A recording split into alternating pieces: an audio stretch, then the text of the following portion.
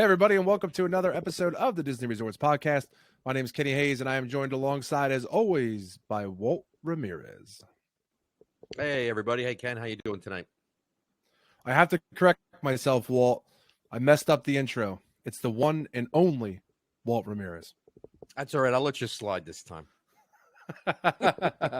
So, folks, we got a good episode lined up for this week. First, we're going to get into some WDW news around the Walt Disney World Resort. Then we are going to go into a short segment of part 2 of what we think is wrong at Walt Disney World. And we have some good clips just from a very short years ago. And you're not going to want to miss this. So, and then we're going to head over and do our top 3 restaurants over at EPCOT.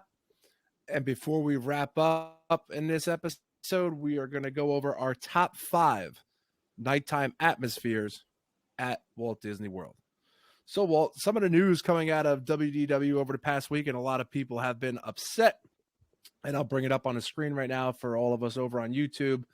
When you're coming into Walt Disney World to start your magical vacation, Disney has decided to take down the big billboard of the Tower of Terror. So another something iconic at Walt Disney World that yet again they have decided, and there it is on the screen if you're watching on YouTube, that has now been removed, and Disney said they are replacing it with landscaping. So not to dwell on it, Walt, because it's not big news, but a lot of people were upset that this billboard was removed. Does it really matter to you? You know, I agree with you. I think it's something that was iconic. It wasn't bothering anybody. I don't understand why it had to be taken down.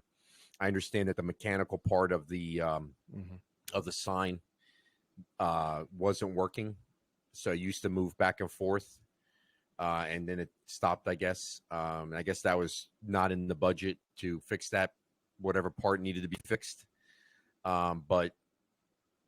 I mean, to me, it's one of those things where it's another small thing that goes away, but it just keeps mounting. There's more and more small things that go away. To me, that was, if you were going to take that down and replace that with something better or something new, that's fine. I'm all for it. But if you're going to just take that down and just put landscaping up, it was part of the atmosphere of driving on that road. I know maybe some folks who don't rent cars and were just using bus transportation on property didn't really even notice that, but for those of us that did drive around, I mean, it's one of those things that it's a little sad that these things are going away. And one of the other things that you were going to mention today was also the DVC sign, which has scaffolding all over it now. Now, perhaps they're going to repaint it and do something to it. I don't know. It looked fine to me the last time I went past it. But with all that scaffolding up there, I would assume they're going to paint and not just tear it down. So who knows? Maybe the color configuration isn't something that DVC wanted anymore. Maybe they're changing that up. Maybe a new logo. I don't know. What do you think? I think in regards to the DVC van, which is located at the intersection of Lake Buena Vista Drive and Backstage Road. I think it's Road, not Ave. It's right across the street from Bonnet Creek, right down the road from which is now Riviera. You and I pass by that all the time, especially when you're staying over at Old Key West or Saratoga Springs. With the Tower of Terror, like you said, it's not iconic, but it was just another thing, a part of the atmosphere that made Disney different. You're starting your vacation, you're coming into property. And there it is. Like you said, it hasn't worked in several years now, how the actual elevator used to move up and down. But it was still nice. It's something you don't see every day. And it was just another part of that Disney feel, that Disney vibe that has been taken away, and that all reports indicate that it's just going to be some type of landscaping. So I don't think it's going to be anything, that's going to catch your eye when you're coming back home. I think the only thing that I can think of logically why they removed it is that it's like one of the last connecting things to the old Hollywood studios, which they've completely gone away from, and now it's just completely uh, it caters towards Star Wars. So they've kind of removed like the old MGM. It used to be MGM Hollywood Studios, and they've kind of removed all of the old signage. And that's the only thing I can think of that was one of the last things that was still around that kind of connected you to the park when back a decade ago or so. So I mean, might be a reach on my part, but I think it's just, to me, it doesn't make sense to me why you would take that down unless you were putting something else up there that was new. Like if they were putting up a new Star Wars gigantic sign there or something with like a Millennium Falcon on it or something like that, that'd be great. But it doesn't look like that was the case. So I agree, because if it was like something like the Millennium Falcon, something with Rise of the Resistance, or even something with the new Star Wars hotel, you want to excite people. You want people to come more often. You want people to spend money. So, I mean, it's a drop in the bucket to anything they would have put up there besides landscaping. But I guess Disney feels that they don't have to. In regards to the DVC billboard, I personally think, and there's a lot of rumors going around, if they put scaffolding up around it, it's probably for some kind of refurbishment for it. Because if they would have tore it down, they would have blocked off the area with machines and ripped it down. So I think, so everyone out there who likes the billboard, I think that billboard will survive for another tour of duty. But so unless they're moving it somewhere, unless they're going to move it somewhere else. But yeah, it's possible. But so if you were listening to our last episode 11, Walter and I had a very good discussion, at least we feel, about what we thought was wrong at Walt Disney World. And we're going to have a short part 2 of that right now. Our feelings. We got into it. And it means a lot to us because it is one of our favorite places to vacation. It's a place for us to escape. And, a lot of the changes that have transpired over the last 2+ years, I think we all can agree, no matter, who's out there listening, that it's really teetering the other way. And, I stumbled upon a commercial back in 2015 from Walt Disney World, explaining to you in a very good way, because you're going to see it momentarily. If you're on YouTube, you'll hear the audio side of it. If you're on the audio version, of what they used to offer and how, how you could tell the pride behind it. Like, this is what we offer if you stay here. And it was very well done. And Walter and I were talking pre-show about how well the commercial was done, how much thought was put into it. You look at the commercials now and it's very simplistic. It's all computerized. Like, this was pure talent. This was thought behind it. And when even watching it now, it gets me excited. Like, okay, yeah, I want to go back, until you realize that everything that they are talking about is gone. Everything. So we because of the file was so large that we had to break it up into each segment. So we're going to start off with the outro right now, and we'll play that for you right now. We hope you'll be joining us soon at a beautiful Walt Disney World Resort Hotel. Zippity-doo-dah, come down and play. We've got magic every night, every day. Plenty of fun times heading your way. Yes, you're gonna love this. Nothing beats a Disney Resort Hotel. It's a wonderful stay.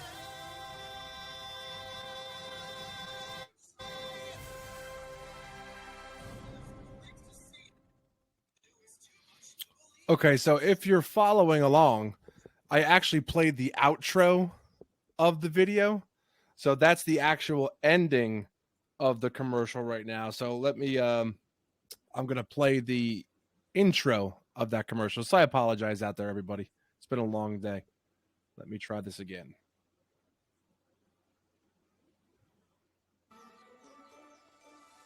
So, you want to hear more about our Disney Resort hotels? Well, you came to the right place. You won't believe all the magical benefits you get. With more than 20 fun hotels, you get to pick your theme. You'll find the one that's perfect for your perfect Disney dream. We'll get you so excited that you'll never want to leave.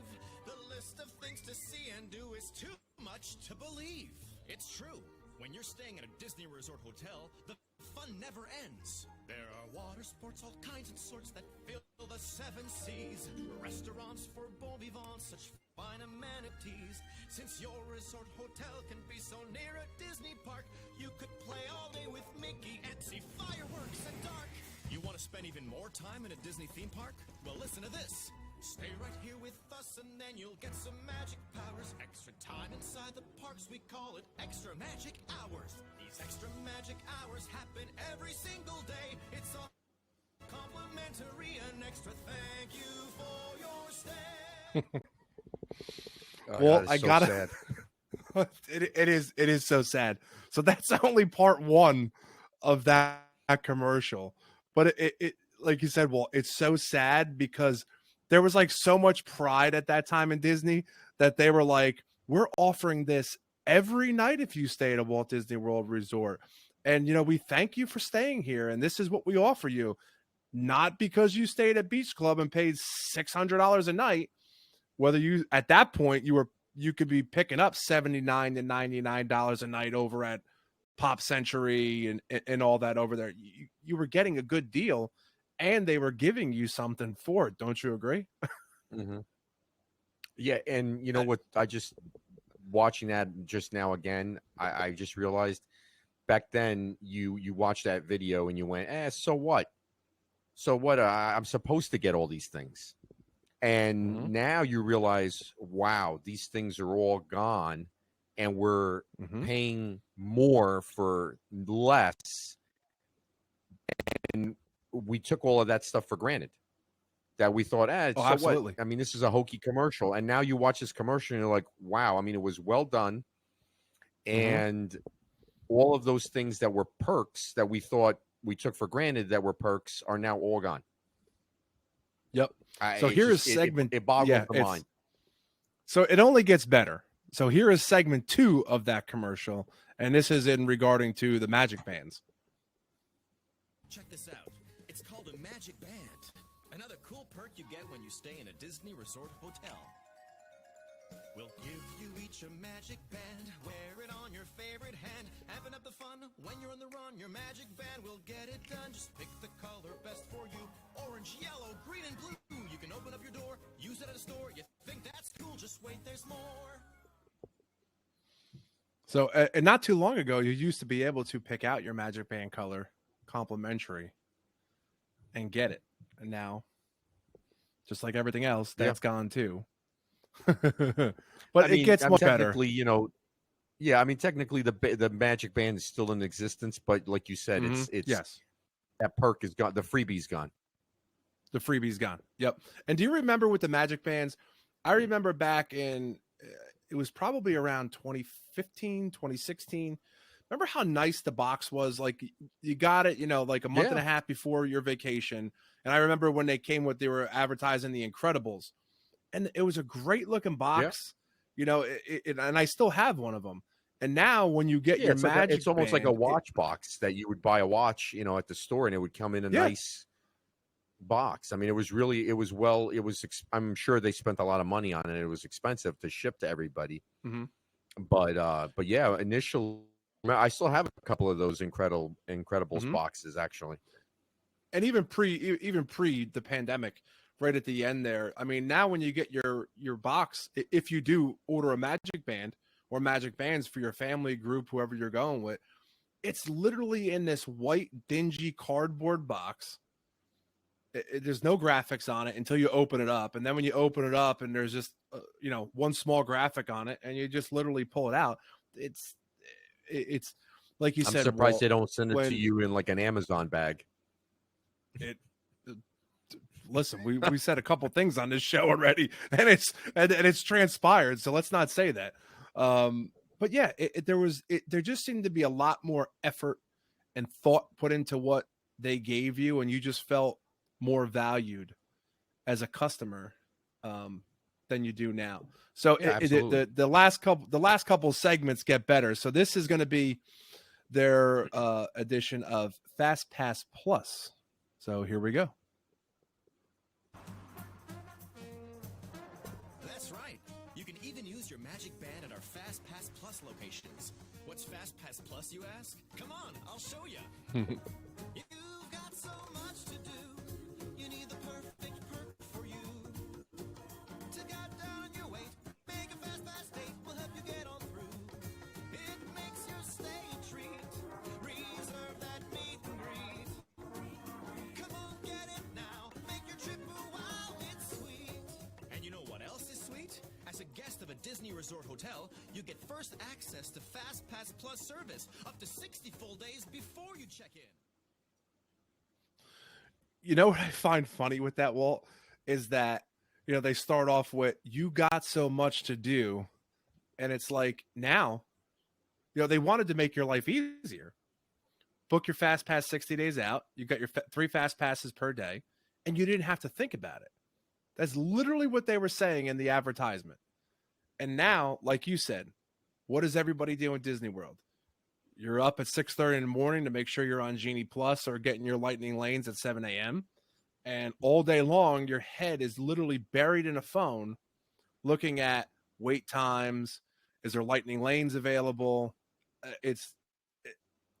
I know we have another segment still left on this, but this video, and I've seen it in other places, has not aged well at all.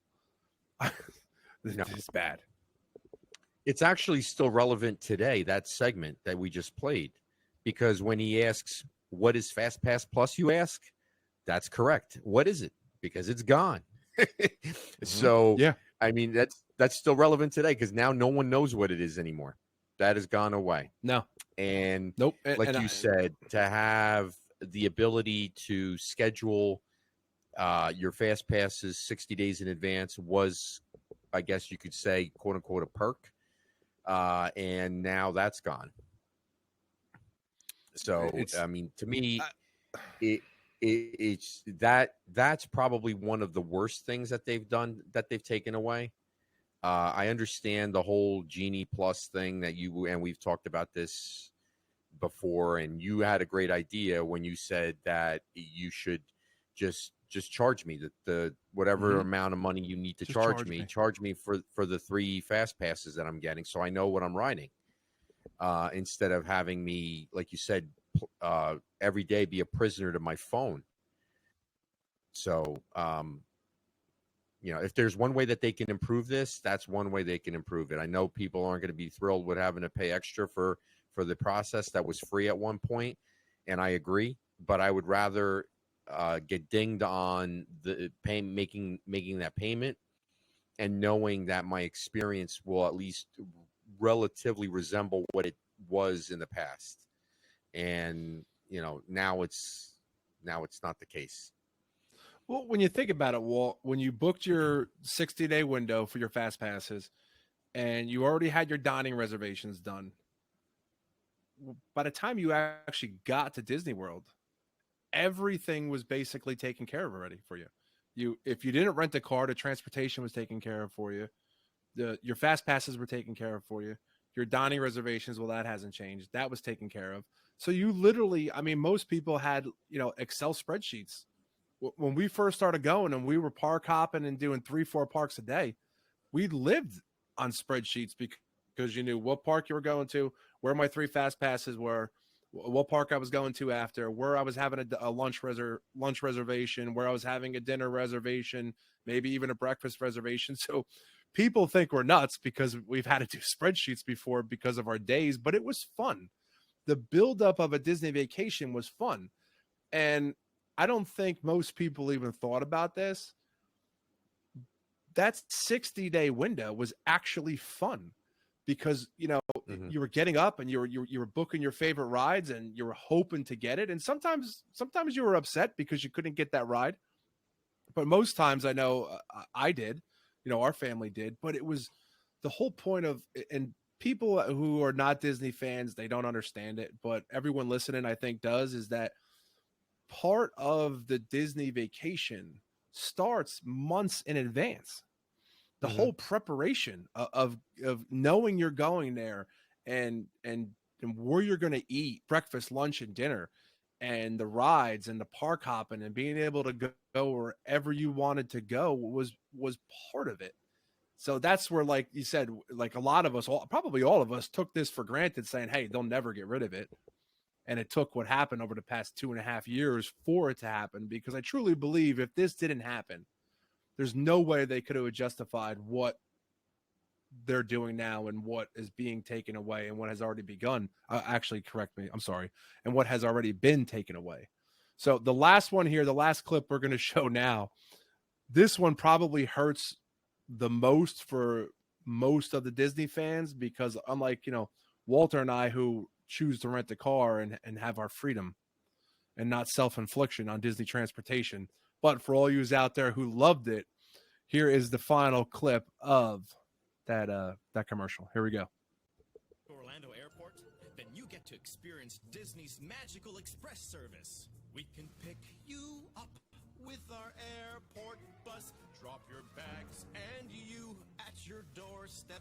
Plus, with the drive off your mind, leave your worries behind. Transportation, it's on us. Even if you get here, take a monorail or a boat or bus. There's no fee, no charge, there's no mess, no fuss. With the drive off your mind, leave your worries behind. Transportation, it's on us.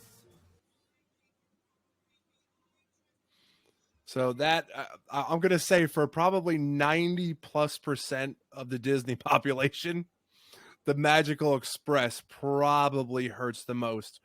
And Fast Pass Plus is probably a very close second. But yeah, well, it's just. Yeah, I mean, especially for families, because, a lot of, we joke around about self-infliction and renting a car, but our parties aren't as large as some folks that go to Disney World. So if you have, say, 3 or 4 kids, and now you have a party of, 6 or even 7 people going with you, if you have a grandparent going along or somebody, another family member, it may not be economically feasible to rent a van. It's not going to be the cheapest thing out of Orlando Airport to rent. So this was your option. And it was great because it was, wasn't that expensive. I don't recall the exact price per person. I remember when I first going to Disney World, I think it was around $10 or $15 per person each way. So it was like around maybe $30 round trip. Or even might have been even a little less than that. I know that now the Sunshine Flyer, which replaced the Magical Express, is $16 each way. It was economical for families, and it made sense. And plus, it took the stress away from it, because not everybody wants to plan. Not everybody wants to have to book restaurants months in advance. And this was one of those ways where you're bringing your kids through the airport, and you don't have to worry about going to the luggage carousel and getting 5 or 6 bags. It was all taken care of by Disney. You got on the bus, you were in vacation mode. Once you got on the bus, now you started thinking about, your trip and going in the parks and going on rides. And when you got to the hotel, wherever you were going, your bags were going to get there, whether they got there at the same time or a little later, but eventually your bags were going to be there and you didn't have to worry about it. And the same thing on the way home. It makes a huge difference because, as you know, airport experience has gotten progressively worse over the last couple of years. And it wasn't great before the pandemic, and it's horrible now. So if you have a family and you got a bunch of kids in tow, the last thing you want to do is have to worry about going to check your bags and lug all. You want to make your airport experience as seamless as possible, and this allowed you to do that, and they took it away from you as a perk. Now, it's still there technically because you could pay for it and use the Sunshine Flyer, but as you saw in that video, they were very, very proud to let you know that it's on us. Well, it's not on us anymore. So they should do that. It's not on us anymore. Yeah, exactly. So it's just one of those things that, you know what, Ken, when I watch that, I say to myself, they took pride in letting you know how good their product was, how superior their product was to everyone else. Now, there's people out there that are going to make the argument that technically, yeah, it still is superior, but that's the problem. You've fallen back on arrogance that no matter how bad we treat people, they're going to still keep coming back because our product is still superior to everybody else's. Whereas back then, and that was, I mean, we talk about back then. I mean, as you said, how long ago was that? That was what, 5 years ago, 6 years ago, or was it? Yeah, longer? the video was recorded. I think it was put out in 2015. But think about it, every single perk was there until the pandemic. So 7 years ago might as well have been like 100 years ago, because that all of that stuff is gone. Now there's some slight variances of that are still in existence, but none of that is gone. And the pride, like you said, the pride of letting people know that when you come to Disney World, you're going to get special treatment, and this is what we provide for you. And that is, it's not, they're not letting you know. Well, first of all, they're not letting you know because they're not giving you special treatment anymore, but they don't let you know what perks or any kind of services that they provide for you anymore. Now, part of the reason is because there's really not many anymore. But when you watch that, you say to yourself, like, folks who haven't been to Disney in the last 7 or 8 years probably look at that and go, what are they talking about? What is this stuff? But if you've been there for the last 10, 15, 20 years and you've seen the gradual changes, and now the last 2 or 3 years, some sudden changes. And like you just pointed out, would this have happened if there wasn't a pandemic? And the answer to that is it wouldn't have happened at this pace. They would have had to have gradually transitioned into the mess that we have today, because had they just came out and said, we're doing away with all of this stuff, like you said, I think people would have revolted. So, this was a perfect opportunity for them to use something that really should have gone in the opposite direction. They, instead of taking things away from you, they should have given you things to get you to show you appreciation for being there through some tough times. And they haven't done that. No. Before we move on to our next segment, Walt, you hit the nail on the head. When that was made, Disney took pride in being the best at what they do. They did it. They knew it. They were proud of it, and they put it out there. Now it's simply, in their mind, we're the best. We're far superior. You know it. The world knows it. We don't even have to advertise it no more, because you're just going to come and show up. So, like we said pre-taping, Walt, even the commercials that you see now, there's nothing out there compared to this one. There's no effort into it. It's very basic. It's very like, hey, come to Disney. This is what's going on. 25% off if you're a pass holder or Disney Plus. Stay at a Walt Disney World Deluxe Resort. That's it. Because think about it. Right. If you were going to make that video today, right? Take the same actors, the same everything. What could you say? What could you say? Pay for transportation. It would have lasted about 10 seconds. Yeah. Pay for Lightning Lane. Pay extra for Genie Plus. It's, what do you say? There's nothing to. What are they going to have? You a could put commercial together on? a Hey, great you got to pay video. more. You could put together a great video, like a Saturday Night Live video, mocking all the things that they charge you for. If we had the technology and the ability, we would. Yeah. I mean, we joke around about that, but it's sad because most folks will never get to experience any of those things ever again.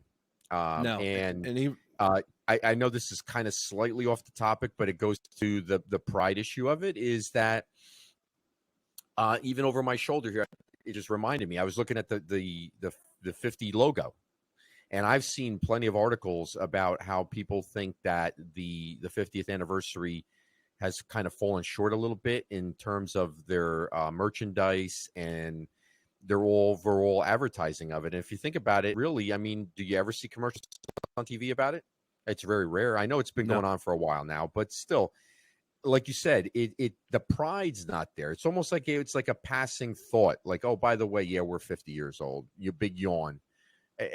I just, 10 years ago, you would have had the commercial that you just played. You would have had a commercial like that advertising the 50th anniversary, and it would have been on TV like every other day. You would have been sick of seeing it. And now you very rarely ever see it. So but you're right, though. Walt, you made a good point. You made a good point with that. You don't see much advertisement in regards to, at least in the area that we live, you don't see much advertisement at all in regards to Disney or the 50th anniversary, especially. The only advertisements I see is the one for the Disney Plus, the 25% off that they've been offering. And you have to wonder, are they getting that feedback from big advertising firms that say, hey, you guys don't have to waste your money on telling everybody how great you are because people are going to come no matter what? I don't know. I mean, I don't know if that's the case.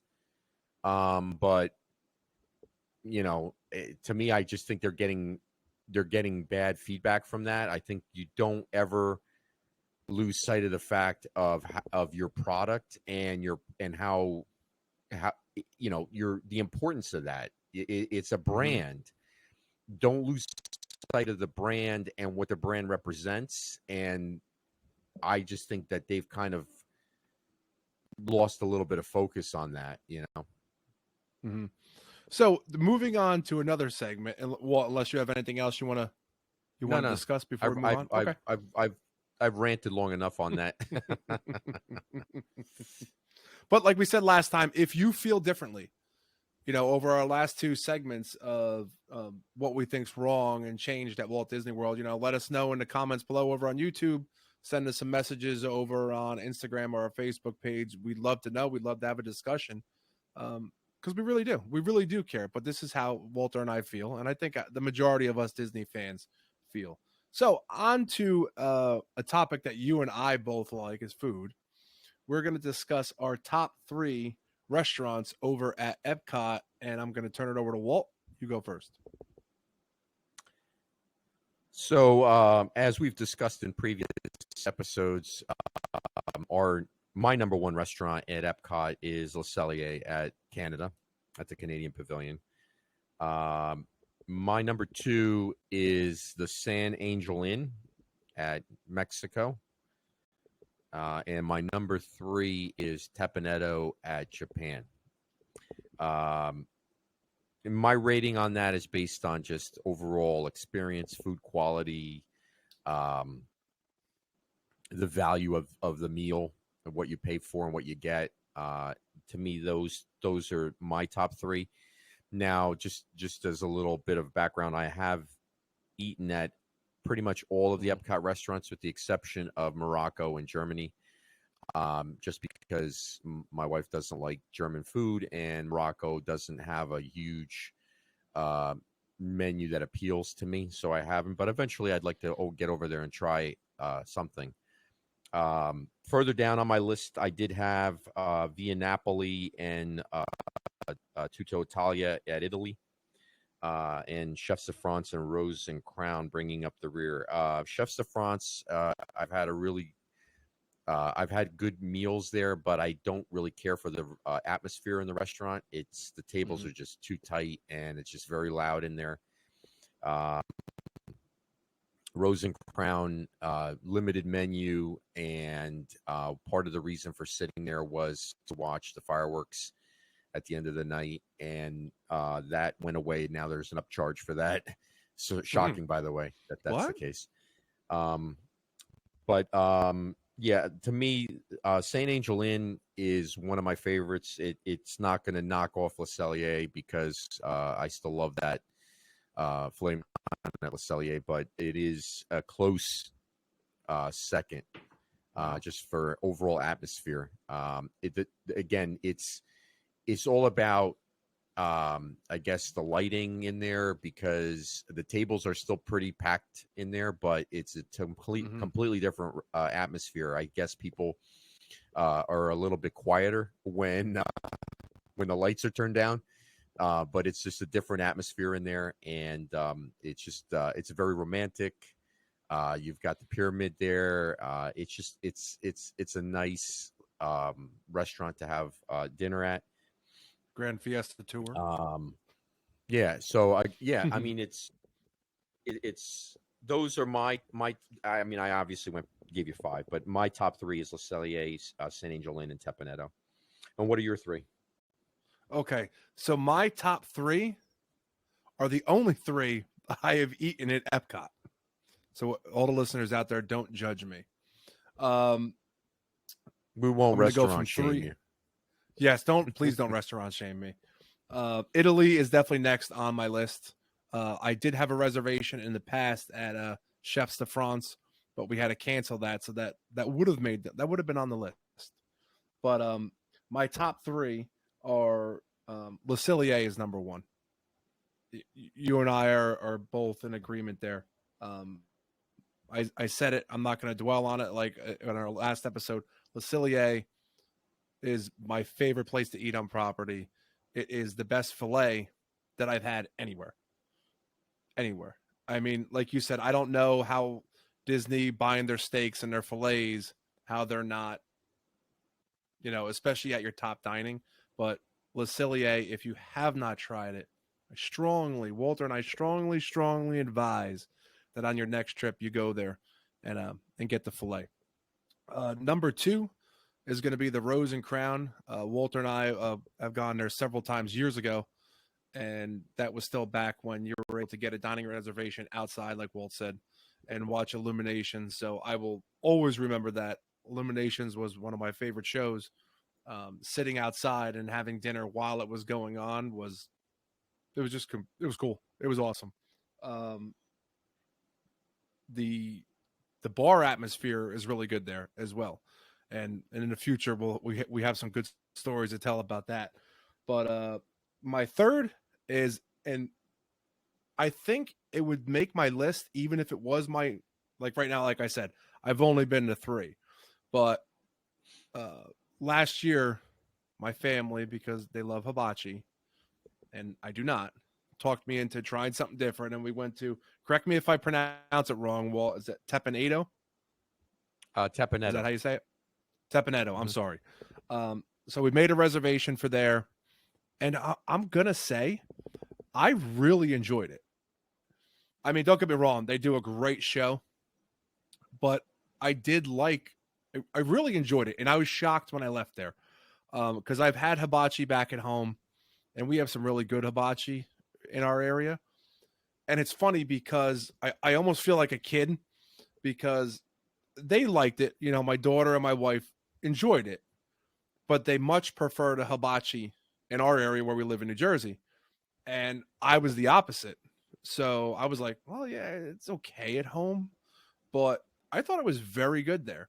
And the gentleman we had, the chef, put on an amazing show. So I would definitely go back. And like I said, it's not normally the food that I care to eat. I'm a basic meat and potatoes kind of guy, but it was very good, and I enjoyed the experience. And I would absolutely. What was your favorite thing about it? I liked, especially when how they chop everything up, and then they chop the onions up, and then they stacked them, and then made the steam come out. Mm-hmm. And then the volcano, the onion volcano. Yes, they did the onion volcano. So you could tell I'm an amateur at hibachi. And then he was dicing everything up, the vegetables, and he was doing like singing like Aladdin, having the stuff. It was just he was very entertaining, very engaging with us. And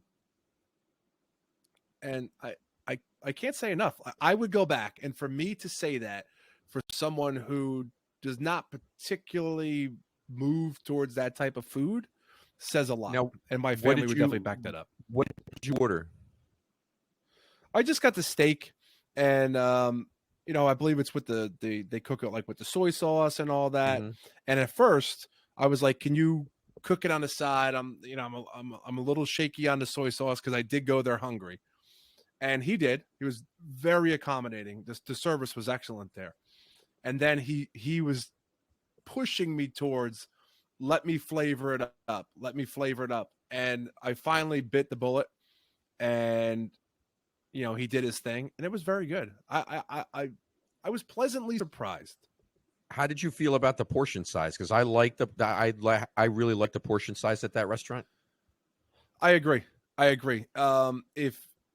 If you leave there hungry, then there's something wrong, because the portion size was very large, and like I said, Because portion you're size, getting the noodles, you're getting the vegetables.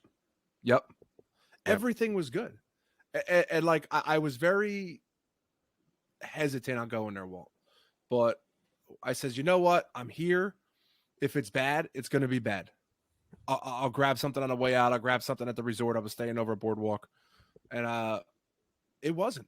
I was shocked. Yeah. So I would definitely give Now, it a try if you like hibachi. Yeah, did they still have the plexiglass up when you went? In between Yes. the Yes, Okay. they still had the plexiglass up. Yep. And we Okay, all know so that's long removed. Yeah, so I've Mhm. been there after that, and I've done both, and I prefer the Okay. plexiglass just because people have a tendency to not talk to you, and Yes. not that I don't want to talk to people, but I would prefer to just um you know just have the meal with the group I'm with, or the person I'm with. So I actually preferred having that plexiglass up because it was kind of prevented people from having conversation with you. So Well, I'm going to totally agree with you, Walt. And it's not like you said. It's for conversation purposes. It's not because of the germs. But yeah, because you feel like, because you're sitting so close to your neighbor, that like you almost feel like at some point you have to engage, because they're putting on a demonstration, they're putting on a show, and everyone's kind of talking, and you kind of it just happens, and then you get into a yep. conversation that you sometimes you can't get out of. So, but yes, if you're gonna go, bring back the plexiglass at Tepanetto, so Walt doesn't have to talk to his neighbor. Well, that's one of the reasons why I have that on my top three, because I felt like for the quality of the food, the overall show that you get, as you mentioned, and the portion size. And I usually Mhm. get an appetizer when I'm there. I've gotten the California roll. The sushi there is very good. Um, I think that is actually kind of almost a hidden value in a way, because you don't walk out of there getting clobbered by the bill Mhm. the way you do in other restaurants. And the first time I went there, I was pleasantly surprised at how affordable it was. And I don't know how you feel about that, but I know that with us, I felt like I walked out of there having a very good dinner, entertained, and for a reasonable amount of money. I agree. So, like I said, before we move on, my top three is Le Cellier, Rose and Crown, and Teppan Edo. I think I said that right again. And Walt, what was yours again? Le Cellier, San Angel Inn, and Tepanetto. All right. So we're going to move into our final segment of this week's episode. It's going to be our top 5 nighttime atmospheres at Walt Disney World. Now, Walt, I know you got some really good topics, so why don't you run with that at first? Okay, so I'm gonna go from 5 down to 1. So my number 5 is one that we already touched on briefly on the previous segment, which is Rose and Crown. That was on my top 5 because of the fireworks, being able to get a seat there to watch the fireworks, and the meal was okay. But the one thing about Rose and Crown that is a lot of folks probably don't pay attention to is the pub. The pub has a great atmosphere, especially late at night. can get a little rowdy at times, depending on the group of people that are there. But it's a fun rowdy. It's not a Yeah, there's that no type bar of a fights. rowdy. Yeah, there's no So it's just it's a fun place to have a couple of drinks at the end of the night. My number 4 is surprisingly, believe it or not, Beach Club. It's the Stormalong Bay Pool and Beaches and Cream. At night, Stormalong Bay is completely lit up. It's a great place to go and have a swim late at night when you come back from being overheated at the parks. And the Beaches and Cream has a walk-up window. You can go grab some ice cream and bring it back to the pool, or have a little table there right outside of the window. My number 3 is Disney Springs. Disney Springs late night is a lot of fun. You could walk around, do some shopping. You could go to Jardelli's, have some ice cream. You've got the movie theater there. You've got you can go bowling if you want to. You've got which is at Splitsville, and then you have City Works. So if you want to catch a ball game or have some drinks there, House of Blues, another great place. So there's a lot of options at Disney Springs for late night. The number 2 on my list is a St. Angel Inn. St. Angel Inn is got a great tequila bar in the inside of their pavilion there at Mexico. If you're into tequila or any kind of drinks, especially margaritas, their blood orange margarita is phenomenal. And the overall atmosphere in there, like I mentioned earlier, is just a very good atmosphere, very underrated. It's like a little shopping village in there. The restaurant's phenomenal. Number 1 is Magic Kingdom. Magic Kingdom. Now, I'm going to put an asterisk next to this because Magic Kingdom currently does not offer the one reason or the couple of reasons that I really, really put this at number 1, which was the late night atmosphere. Magic Kingdom, if you stayed after fireworks and stayed on Main Street, had ice cream at the bakery, and just kind of lingered and took in the atmosphere of Magic Kingdom, it was a lot of fun. And it was part of the reason why you have that Disney magic and going on vacation, looking at the castle, watching the fireworks, but just kind of taking it in and waiting for the crowds to disperse. Now, it's in lockdown at pretty much 11 o'clock unless you're is that Grandpa Disney? Yeah, that's Grandpa Disney. So now, unless you're fortunate enough to be there on, I don't know if they offer extra magic for the deluxe resorts for that for Magic Kingdom. I think they do. I'm not 100% certain on that, but that's really your only option now to be there late at night. But that was one of my favorite things to do, to sit there on Main Street and then just kind of wait until there were just a few lingering folks on Main Street, and you could get those wonderful shots of the castle with hardly anybody in the way. And now it's just like a stampede of people, so it's not the same. But that's my top 5. Number 1 was Magic Kingdom. 2 is St. Angel Inn. 3, Disney Springs. 4, Beach Club, and 5, Rose and Crown. All right. So my number 5, and I'm going to do the same as Walter. I'm going to go from 5 to 1.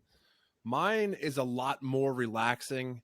Over the first 11 episodes, this will be our 12th. Don't get me wrong, I like to have a drink when I'm on vacation, but I am very, Walt will tell you, I like to sit back, relax, and just take it in. I don't have to be doing the whole heck of a lot to have a great time in Disney. So number 5 is going to be having a couple drinks over at Geyser Point, over at Wilderness Lodge. That is one of my favorite places to eat during lunch. Highly suggested. Go get the bison burger over there. It's when you're there, it's, you know, for anybody who hasn't been there, it's an open air bar. Um, and it's in the back of the resort, right up along Bay Lake. It's very relaxing. They have a lot of tables outside and chairs, and you almost forget that you're even in Walt Disney World because you're really at that location. You can't see much, and like I've said, Disney still does a lot of good. The theming and everything there is spot on. And Walt, I don't think you've ever been there yet, but you definitely got to try it on your next trip. It is a Yeah, I have. great I have place. not been there, but I definitely want to try it. Yeah, it is definitely. Even if you're a Magic Kingdom, you know, during the day, if you want to go take lunch, jump on the water taxi real quick, take a quick ride over to Wilderness Lodge, and get a great lunch over there. And it's good. It's relaxing. And like I said, for how close you are to Magic Kingdom, you would never know it there. So Geyser Point, definitely check it out. That's my number 5. The Boardwalk over at the Boardwalk Resort is my number 4. Now that they're starting to bring back the entertainment on the boardwalk, you know, you and I are from New Jersey, so we have the Jersey Shore. Grew up going to the boardwalk, so that kind of nightlife, you know, walking the boards, playing some games, having a couple drinks, grabbing a slice of pizza, that's right down my alley. And it's just, it reminds you of home, but just nicer.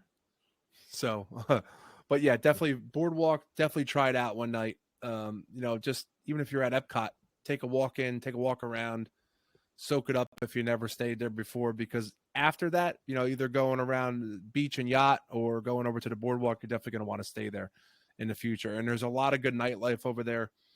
You have Jelly Rolls over there. You have the dance club. You have Flying Fish. You have well, I always mess it up. Do you remember what's the name of the Italian place? Alfor, over on the boardwalk. I'm not going to say it because I always mess it up. I butcher it bad. Yeah, I'm drawing a blank on it. Yeah, It's I see it, but I always butcher. Yes, I can't think of. Yeah, Troy. Yes, yeah. I'm not going to say it because you'll laugh at me, and then I'm going to butcher it. Well, But that used to you have be that there. that used to be Cat Chorus, and Okay. you know, I won't go into. I don't want to mess up your top 5, but Cat Chorus was a terrible restaurant, so I'm kind of glad that's gone. Well, they get mixed reviews because I did hear when Flying Fish was closed, people were reporting that the head chef over at Flying Fish was over there at that restaurant, and it did seem to pick up. But I've never eaten there yet, besides out through the pizza window. So yeah, definitely check out the boardwalk at night. Go at night because that's when you're really gonna get that true boardwalk feel. Coming in at number 3 is Hollywood Studios. Hollywood Studios is arguably my favorite park. I know it's the smallest, and I know I'm the minority when it comes to the top 4 parks, but there's something about Hollywood Studios. I love the vibe. I love the music. It's very, very relaxing. I love to grab a drink, you know, even go over to the bar outside Brown Derby, you know, grab a cocktail. They got a great Cobb salad, by the way. Yeah, there's something about it. Even at Christmas time, I think Hollywood Studios, I'm going to get hate mail for this too. I think Hollywood Studios is the best decorated. I love that silver garland, and they seem to play the most Christmas music.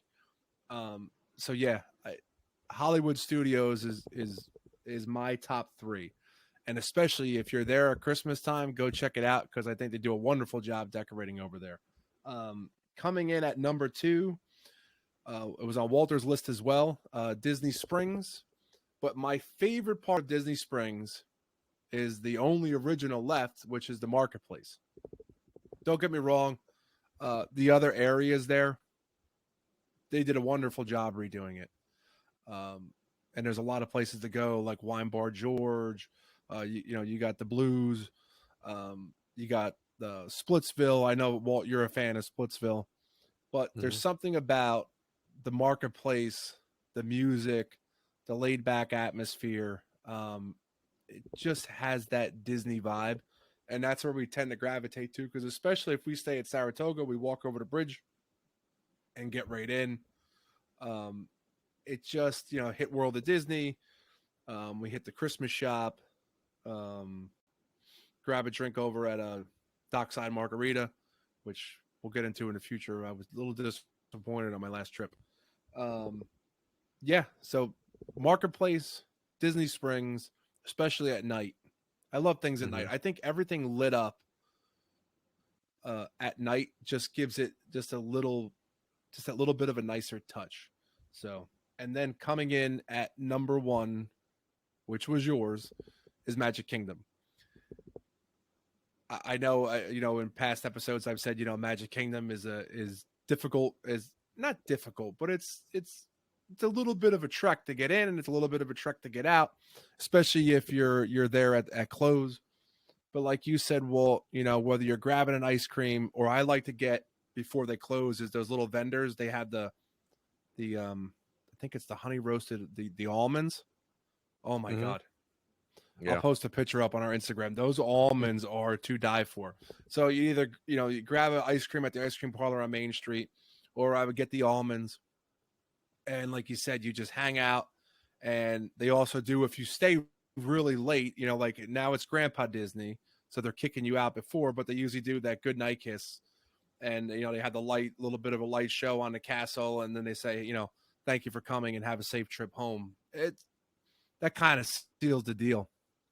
You've had a long vacation, a good vacation, and there's something about Magic Kingdom at night when it's basically empty and you could just take it in for what it is just spot on. Like I'm with you, Walt. I totally agree.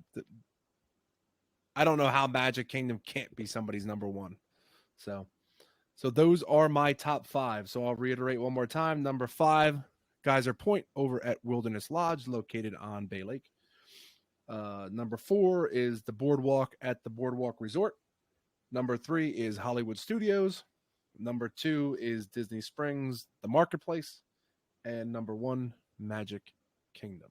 So, Walt, before we wrap, is there anything else you'd like to discuss before we close out another episode? We got a couple minutes. I just wanted to touch on something that you mentioned on your list. So you have an upcoming trip, and you're just going to be staying at the Boardwalk. Correct. Out of all of the things at the Boardwalk that you experience, what would you say is your favorite? Now, it could be nightlife, it could be a restaurant, anything in particular that pops out to you that you really, because it seems like you really enjoy that resort. What is like the number 1 draw for you to that resort? Is it the reminder of the Jersey Shore, or is there something else to it? I think my number 1, I do like the theming, and we're from Jersey, so I spend my summers down the Jersey Shore. The theming, I do like the theming of the resort. I really do. Probably a tie for number 1 is its location. I mean, you're a stone throw away from EPCOT. You could walk to Hollywood Studios. I know we didn't have the best dinner at Flying Fish, but I have had a spectacular dinner there in the past. So you have Jelly Rolls, a nightclub. So if you like nightlife, you have the dance club. You have also, which we'll do a review in the future, Big River, which you don't need, the Big River Brewing Company, which you don't need a reservation for. Flying Fish, like I said, you have the Italian restaurant. I'm not saying the name because I'm going to really mess it up. I also like the shopping there. And listen, you got Beach Club and Yacht Club right across from it. You get great breakfast over at Cape May Cafe. I just like the whole vibe of the EPCOT resort area. And we've discussed this in the past, Walt. I would take the EPCOT resort area probably any day over Magic Kingdom. I really do. And don't get me wrong, I'm a big Polynesian guy, and I've stayed there several times, and I love the Poly. That is my favorite resort to go to hang out. Maybe not to stay, but I love visiting. I love visiting the Poly. But yeah, I think between the how close it is to Epcot and the subtle reminders of the boardwalk. Mm-hmm. Yeah, that's why I choose it. So Have you now the bakery is shutting down and converting to more of a deli? You have you had anything from the bakery in the past? I got a sandwich at the last trip. We got some pastries. I got for the life of me, it's not coming to me. Coffee cake. The coffee cake was very good. Okay. I never got a sandwich because when you saw the sandwiches they had, you were kind of like, I'm gonna pass. So I personally, I know it's iconic, and episodes ago we've talked about it because actually at the time of taping, they just closed the Boardwalk Bakery, so that's now in the renovation stage to open up. They're saying end of summer, so it's probably going to be in the next month or two that it's going to be done. That it's going to convert to the Boardwalk Deli. And I've seen some of the pictures we posted up on our Instagram page of some of the sandwiches. It looks good. I think it's needed. I know it's iconic, but I do think the change was needed. And then they actually just got done. They took all the facade down off the ESPN club. So, that's moving forward as well. So, but yeah, I definitely saw pictures like of those sandwiches, and they look really good. They do look good. If they look anything like the picture. Yes, exactly. And we'll get into that in a future episode about how much they like to put out, how good a sandwich looks. And then when you actually go buy it, it looks nothing like it. But yeah, Walt, absolutely. If you're an Epcot fan, beach yacht or boardwalk, definitely. It's worth it, in my opinion. Yeah, I agree with you. I think it's a great location, and I was curious as to what like your favorite things were there, and it's interesting because to get that perspective of what your thoughts are on it. I think a lot of folks probably appreciate getting that information if they have to make a decision on a place to stay, especially around that Epcot resort area. Yeah, but I before we wrap, I gotta say, like at Saratoga, I have a special spot. That's my home resort. That's where I own all my DVC points at. I love Saratoga, but their boardwalk is a close second. If you ask my daughter and wife, boardwalk's their number one. But so yeah, no, I think that was a good. I could see that. Yeah, I know. I could see that. But I do want to stay in Beach Club in the near future. At the concierge level. Yeah. Can you imagine me owning DVC points and being like, "Hey, let's stay concierge over at the yacht club"? That's not going to go over well. Well, you're just going to have to find another contract. Oh gosh, yeah. Don't say that. But what do you think, Walt? That's a good place to wrap up. This way, they can afford to pay for the paint job on the DVC sign that they're gonna do. Oof. I hope they keep it because I really do enjoy that sign. Yeah. This is a good place to wrap up. Thanks a lot for letting us vent and give our opinions and thoughts on things.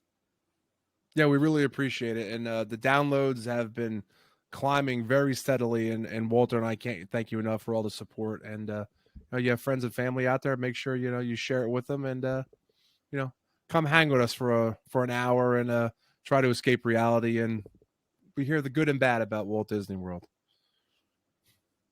So, all right, Walt, that's a good place to wrap. What do you think? Yep. Have a great night, everybody. Yep. All right, everybody. That's going to wrap up this edition of the Disney Resorts Podcast. For Walt Ramirez, I'm Kenny Hayes. Take care, everybody. Bye-bye.